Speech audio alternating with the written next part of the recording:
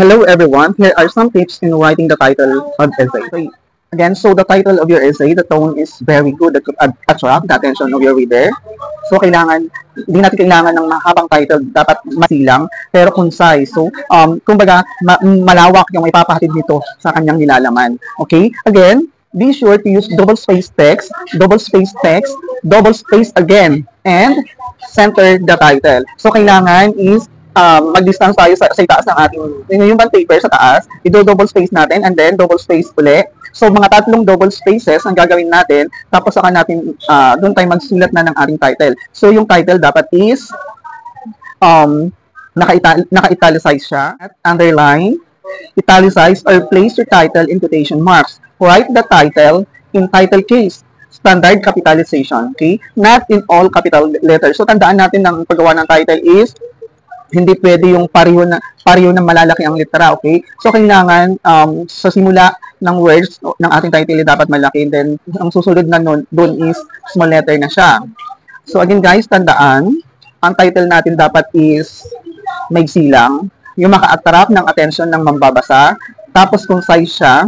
So, kapag concise kailangan, kahit na maigsi lang, yung title natin, pero malawak yung may papahatid nito or yung nilalaman nito. So, yun ang ating pakatandaan. So, dapat ang title natin guys is unique. Kumbaga, parang panibago. Ang tunog niya is bago sa ating mambabasa. Para sa title pa lang is wow, gaganahan na siya agad na babasahin ang essay natin. So, yun yung pakatandaan natin guys.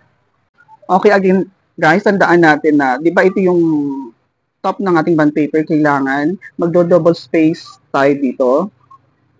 Okay, so double space.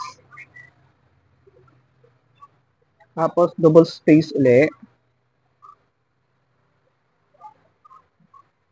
And then double space uli. So tatlong double space ang gagawin natin. Tapos saka tayo magsulat ng ating title. So, okay. So, halimbawa po na title is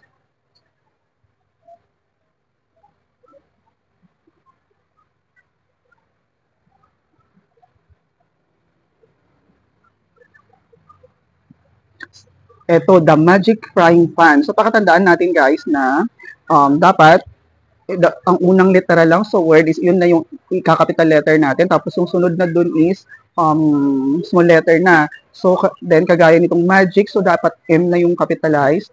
And then sa frying naman is F lang, and then sa pan is P lang. So, tandaan natin na kahit maikli lang yung title natin guys, pero yung may dating, maganda yung tunog, kumbaga, para sa iyong mambabasa na iba, makakainggan na basahin yung essay mo. So, kailangan tandaan natin again, kailangan yung title natin is maganda. Maganda yung tunog, maganda yung dating, at kailangan maging